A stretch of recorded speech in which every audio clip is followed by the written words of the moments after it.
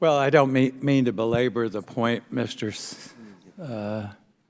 Sopko, but I have the transcript from 4/29/15, and we had you in, and I was asking at that time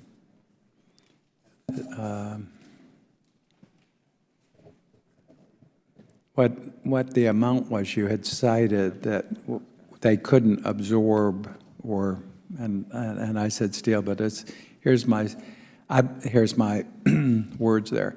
I believe the amount was $20 billion that in Afghanistan money that was backed up. They had neither the ability or capacity to spend or steal. I think it was that an accurate statement? I was asking that, Mr. Sopko. I think you are correct. It is more than $20 billion right now that's been appropriated, authorized, but not yet spent. And I guess in a subcommittee hearing on April 3rd, 2014, I had asked you for information on a list of Afghan nationals who you found were held criminally accountable for some of the theft. And you provided a response to me at that point.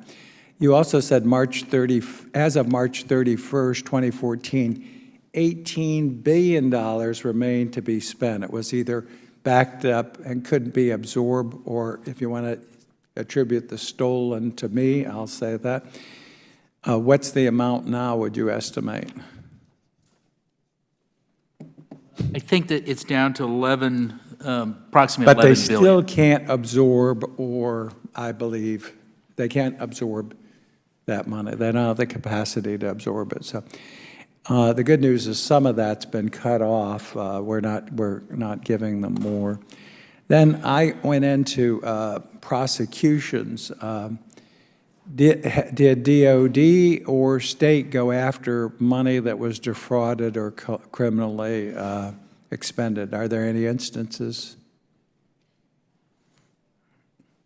I mean, there's a lot of fraud and waste and abuse going on, but we could go after fraud and criminal action, and that's been cited. Well, DOD doesn't actually prosecute cases, nor do we investigate them and then turn them over to Can you give us cases? There are examples of us holding to account those that we have evidence of fraud, waste, and abuse. But I think, and that's been enabled by Mr. Sopko. How many criminally have been held accountable in United States court? And then you outlined some of the difficulty in prosecuting with Afghan within Afghan courts. Can anyone give me a number? 10, 20, 30? I can tell you over 140 in New York on the Sandy project. Well, I can get that for the record, sir. I want that in the record and a response. I follow up on these things. Okay, then you went on to cite in your letter to me that one of the difficulties was prosecuting in Afghan courts, right? And you actually got one person in to testify, I guess a law enforcement person in a case there. But at that time, 2014, we didn't have an extradition treaty. The United States has extradition treaties with 110 countries. Who negotiates the extradition treaty?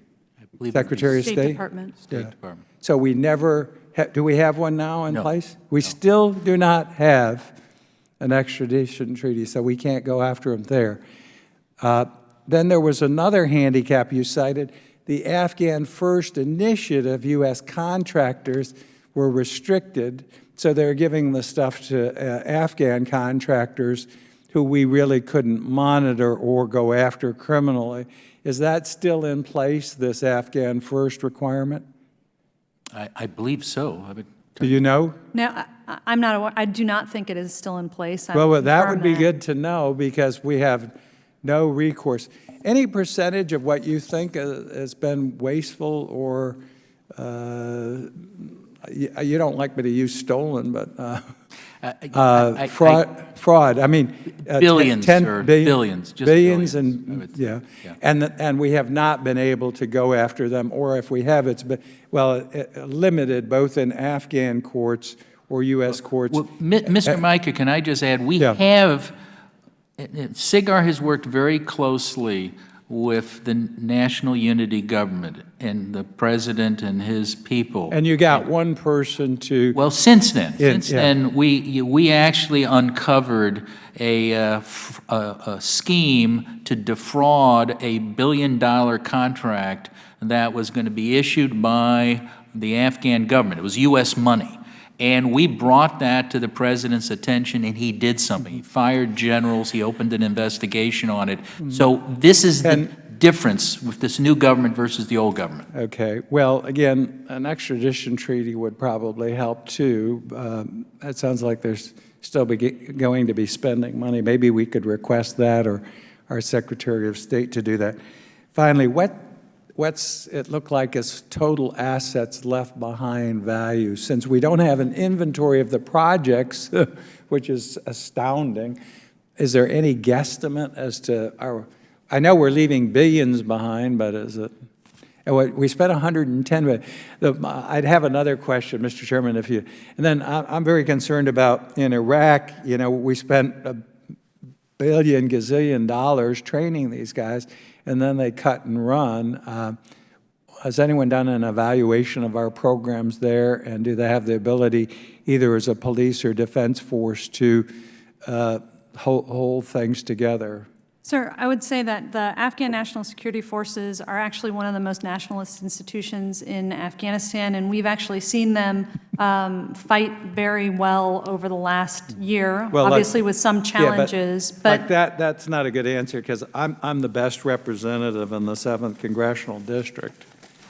I'm the only one. So, understand, sir. I would say that what we have seen is a strong ANDSF, and a strong commitment to defending their country. How they compare to Iraqi security forces is not something that I have an answer for you on. Okay. Well, again, and then the assets, the amount. Maybe somebody could calculate what we're leaving behind. I know some things it costs you more to take the asset out, but there's some infrastructure that you can't remove that we're leaving behind that they can't maintain, or where they've taken control of it, we're spending more money to renovate it that we don't need to do. Sir, we are engaged in a dialogue with the Afghans about excess infrastructure that we do not think that they need, and we think that they should divest of. Or the records, and we will give you a list of that yeah. information for Someday the records. Maybe we'll have an inventory too. Congressman, don't feel bad though, because we don't have inventory of the public assets, the property that we have in our own agencies in the United States, let alone someplace that's under attack. Congressman, just so you know, this week my Special Projects Unit just issued a report that partially answers your question. It discussed that between January 2010 and October 2015, DOD transferred or closed 616 of 715 bases in Afghanistan, and the value that DOD put on it was $851 million, and that consists of 11,000. And that's bases, so bases and excess property. We got property. Lots of USAID, tens of billions going in to a country that only has a $5 billion annual budget. Thank you, Mr. Chairman. I yield back. Thank you. And now